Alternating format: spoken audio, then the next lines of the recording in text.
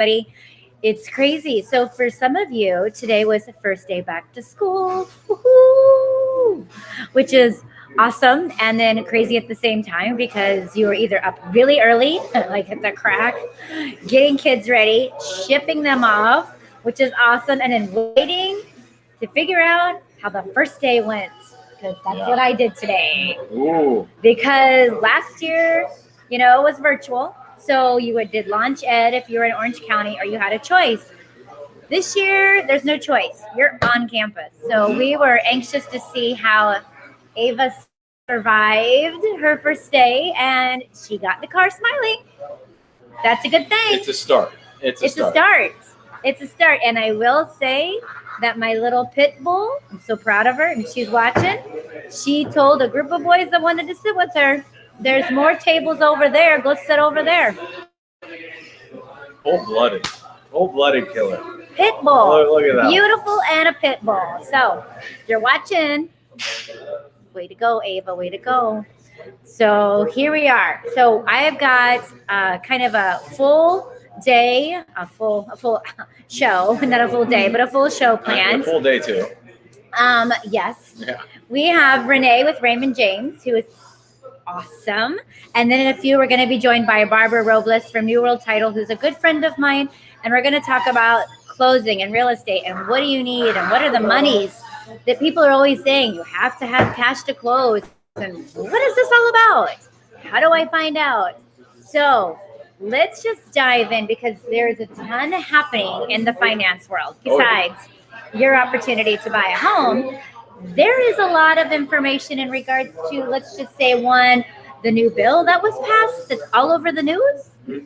So yes, the infrastructure bill that both the Republicans and Democrats have been working on passed through the Senate.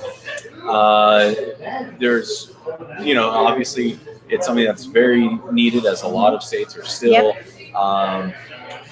working on their way back from COVID, and there's a lot of them are still not as open. I think we take for granted how much capabilities we have here in Florida. Oh my gosh! So a lot of states, a lot of businesses are really suffering there. So this bill will definitely, ideally, help them out quite a bit. Now, a big concern, a big topic that I've been hearing recently is the topic of inflation. And this bill is probably not going to help people feel more comfortable with it because, the government is printing money that it doesn't have. Yes. At least not yet. That is money that will be collected via taxes over the next 20, 30 years. So, I'll be paying for it. Lisa will be paying a little bit. But Ava, Austin, they will definitely be paying for it. So, congrats. Thank you. But people have been wondering what's going on right now with the markets. How is inflation impacting everything? And essentially, the markets have been going pretty much horizontally, but with a slight upward trajectory. Right. So right now, the markets are pretty healthy, and the markets tend to actually do well during inflation, and they tend to outpace inflation. Now, when I talk about inflation, there are two sides. So I don't know how familiar everyone on the interwebs is in regards to inflation, but there are two things happening right now. There's the demand, and then there's the supply side. Right. So I'll start with the supply side, and I'm trying not to put anybody to sleep, but it's very simple. Our supply chains, how things go from point A to point B to the end consumer, through COVID, they have been severely disrupted. So there is a shortage of supply to hit the market. This has actually impacted real estate quite a bit. Tremendously. Because new construction was essentially halted forever. So sticking on real estate, we can use that as an example. Right. Where the price of lumber has shot through the roof. Because lumber, there's a shortage. There's not necessarily a shortage of it, but there's getting it to where it needs to be for new construction. So you couple that with so the supply side, the supply is low, and then you couple that with the demand being high because people want to move because interest rates are at historic lows. And I saw last week that interest rates for mortgages dropped yet again. They did. And then some people, I know that they dropped down to to even lower rates than, peak pandemic. I know that there was somebody a mortgage broker that I work with, Brian Tews over at Tews Mortgage. I'll give him a little shout out. There you go, Brian. He was telling me that he could almost have gotten somebody 1.8%. Are you kidding me? On a 10-year loan. But, 10-year loan. 10-year loan, 1.8%. But that's still ridiculous. That's free money. That's like almost like having an equity line, because the equity line is like 1.5. Yeah. It was a ridiculous number, but that is what it is. It is. So when people try and a lot of people have been asking me, well, is this going to be a permanent fixture in the market? Is it going to be transitory? Is the word that the buzzword that you'll hear on CNBC, Fox Business, all the business channels? It's transitory inflation. Okay. And my personal belief, and my views do not reflect that of Raymond James, but this is my personal belief based on what I'm seeing, is that Renee's personal. Right. It's part of it will be transitory, part of it won't be. Okay. So what does that mean? So I'm going to use this example. Very simple. We have $10, only $10 in the entire economy, and we have 10 apples. Well, using that logic, every apple is worth $1. Right. So what we've done during this whole pandemic is that the supply of apples went from 10 to 5. So now every apple, there's only 5 of them, is worth 2. Well, we've had that, but not only have we had our production debatably more in certain industries, but we've also increased the money supply. So if we had $10 to start off with, now we have 20. Right. So now all those apples are actually worth 4. So even if we get the supply side back up to 10 apples, that means that those 10 apples are still going to be worth $2 a piece, whereas before, originally, they were worth $1 a piece. Yeah. So hopefully that helps simplify and clarify the concept of inflation and what we're forecasting in the future and in my particular group. Yeah. And so I've talked enough. What questions do you have? What questions do people have in the world? Here we are. I know. It's a crazy world, and most of you know out there, and I have a few realtor friends on watching as well. We know this market is crazy, and it is because of a lack of inventory. And then as soon as we get it on, then it goes away. And so many people are in that in between. It's a bad time to buy. No.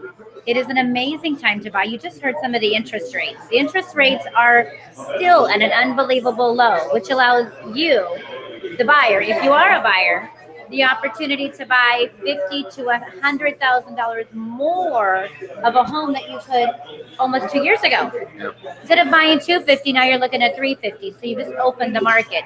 Yes, inventory is low. But if you're ready to buy and you're ready to make a move, then it's all about having the right team, which is a good lender and a good agent, making it happen. And that also comes back to the title company, who we're going to be talking to as well in regards to closing aspects. But like Renee was saying, it's supply and demand.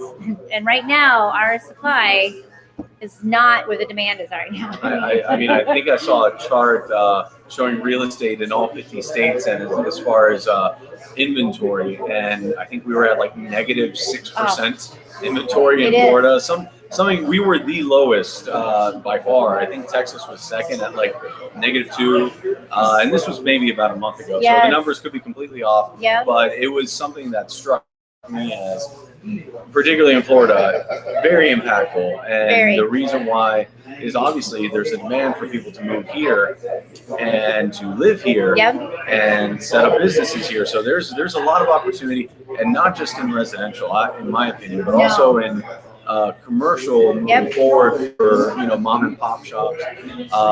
Obviously, we still have a ways to go before the world even looks remotely like what it did in 2019, but fingers crossed we get there sooner rather than later. It is. And what's nice about here we are in Orlando, And like you said, with the commercial side of things, there are so many small mom and pop businesses and even larger corporations that are picking up where they're at up north or even on the West Coast.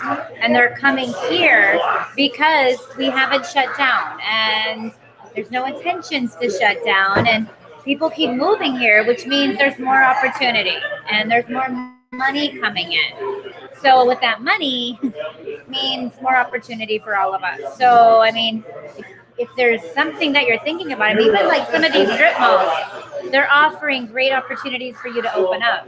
So yes, there is our other woman of the hour, not of the night, of the hour, folks.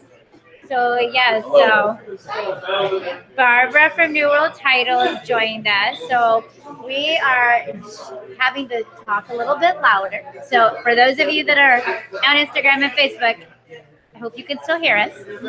So, but we're just talking about the real estate and the market and everything that's happening right now.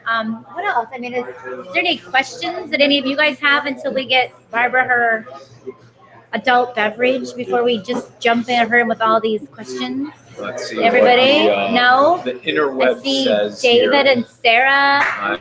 You know, I feel like I'm on, what was the one when you were little on PBS?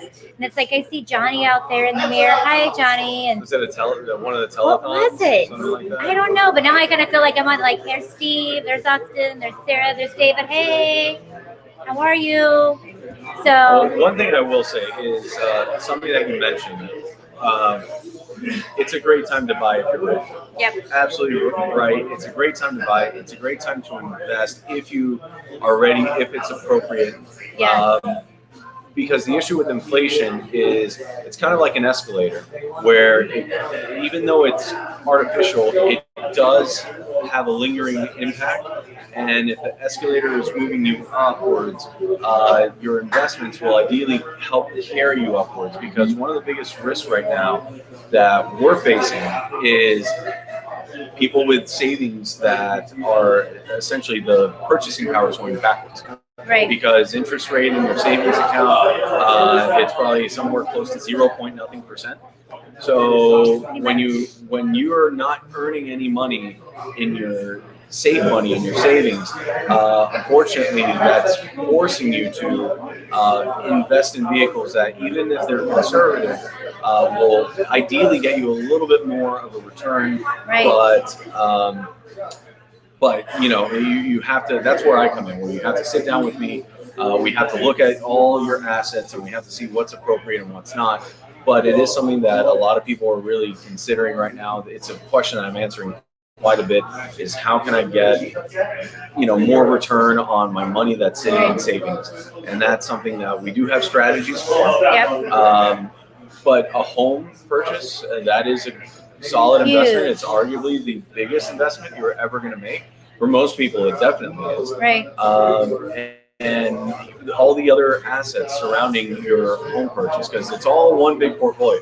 Yep. Real estate, investments, liquid investments that I handle, everything. It is one giant portfolio, and the job of someone like myself is to analyze all of that for you and to act in your best interest, which is the definition of a fiduciary. And if you guys have not heard what a fiduciary is, now you have. So, we will talk about a fiduciary fun Friday, which is what we do have every so often. So how to get that plug in. had to.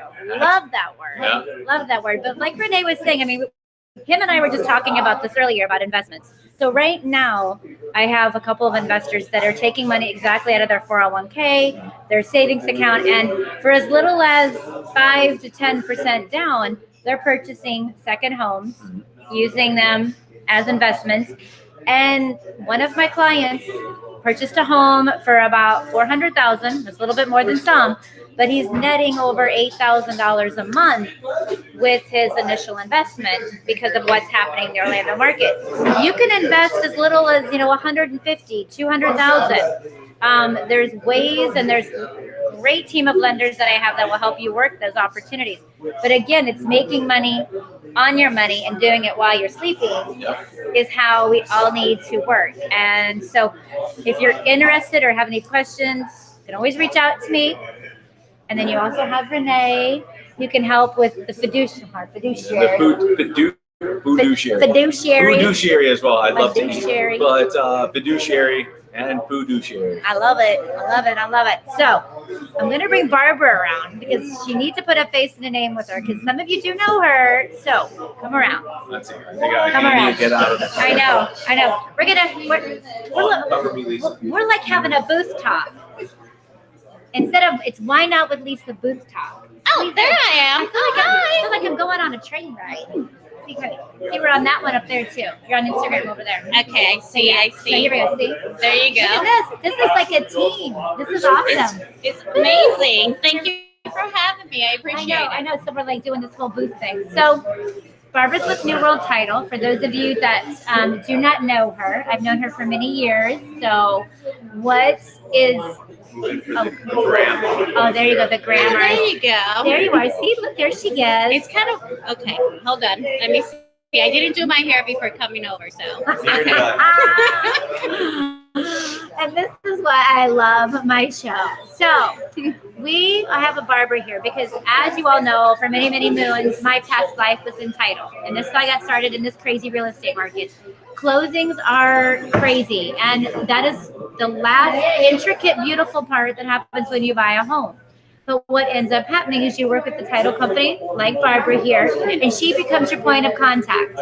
She's the one that's going to tell you what you're going to bring to the table and when you get your keys. So that's why it's really important that you be nice to your title company. Oh, clients are always nice. It's actually a joy. It's the last part of the transaction where you get to sign all your loan documents and get your keys at the closing. It's a huge deal, and we at New World Title we want to make sure that the experience throughout the closing, not only throughout the closing but all the way through the end, it's a memorable one for everyone because celebration. It is a celebration. It's a celebration of the purchase of a home, the selling of a home if you're moving into bigger, better things. So all around is just a celebration for everyone. So we want to make sure that we keep it that way every time that we are, closing one of our transactions. So. Now, a lot of people, right at the end, they'll be like, oh, I haven't heard from my title company. Oh, I need my numbers. Oh, I need this and that.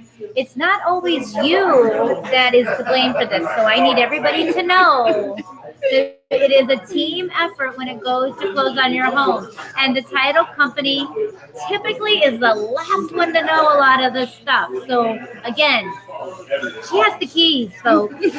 Be nice. Be nice. Well, be nice. yes, a lot of times people are under the misconception that we are the ones that provide the final numbers. And even though that, yes, we do, if you're working with a finance transaction, the numbers are actually provided by your lender once we finalize putting lender's numbers and title numbers together. Yep. We do release the final, but unless there's approval and numbers from your lender, there's really nothing much that we can do. So it's a team effort. We work with your lending and your realtor to ensure that we get everything that we need in a timely manner. But real estate is volatile, so sometimes things don't happen like we want to, but we always get to the closing table, which is the important part. Yes, it is. It's the most important part because you get your keys. Yay! That's the fun part. Barbara, how long have you been doing title? 23 years and counting. Yeah, I think I should be retired by now, except that I don't know how to do anything else. So. No, that's like what it's. I always have made this joke. Once you get in this business, you get sucked in and you can't get out. No way of Even getting though out. you're getting back in. I quit every day, but then the next day I have to go back to my boss and I say, hey, can I get my job back? I need my paycheck. And they're like, okay, we'll take you back. We'll take you back because we kind of like you. Yeah. And you're kind of a big thing around here. Yep. So, yeah. Yep, that's the way it is. So they do take me back. What is the one thing you can tell? First, we'll hit sellers to tell them about the closing process to make it easier for them. Typically, while during the process, we make contact with the client to ensure we have all the information that we need. A lot of that information is non-public information. We send out forms.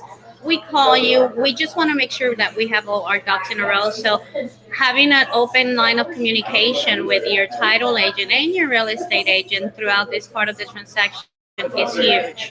It's huge because it will allow us to ensure that we have everything that we need to transfer clear title to the new buyer and ensure that everything, goes as planned and the transaction goes as smoothly as possible. So. Right. And with the buyers, typically the buyers do not pick you. So the sellers and the real estate sellers are the people that pick the title company. So the buyers, you just kind of get stuck. Sorry, with the title company. I love buyers. I know, I do too. I love buyers. I love buyers. So, yes.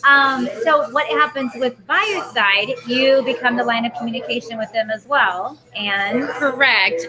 Well, mainly with them on that particular side of the transaction. If it's a finance transaction, we really obtain the updates of as far as like where the file is concerned, unless it really has to do with the title from the property from their lender. So if there's a question that they might have that has to do with, well, when is my closing? Are my numbers ready? That's a question that should be directly to your loan originator. Now we can answer, but we won't have the answer right off the bat. We will have to go back to your loan originator and say, hey, client call, had a couple of questions. When do you think it's going to happen? And they will give us the information and we'll relay that information back to you. So I think it's very important that you have an open line of communication with your loan originator and that you don't buy a car the day before closing. No. Nope. Or and furniture. Don't quit your job either. And don't open a credit card. That's right. Don't pay off a car either. Just continue to make your monthly payments as you should. Don't touch anything. Don't do anything. Just show up at the closing and get your keys. Be done with it, okay?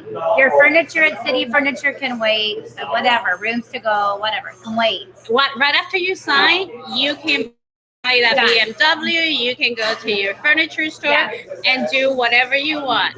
But that's after. Before that, just don't do anything. And don't go on vacation either. Just stay around because we need you to sign. Yes, and this is something else. So just in case, and this does happen, she may miss the documents. And there is times that something may come back, and don't be upset. It's not like they didn't do their job, but every so often there's a document that might get thrown in by a lender.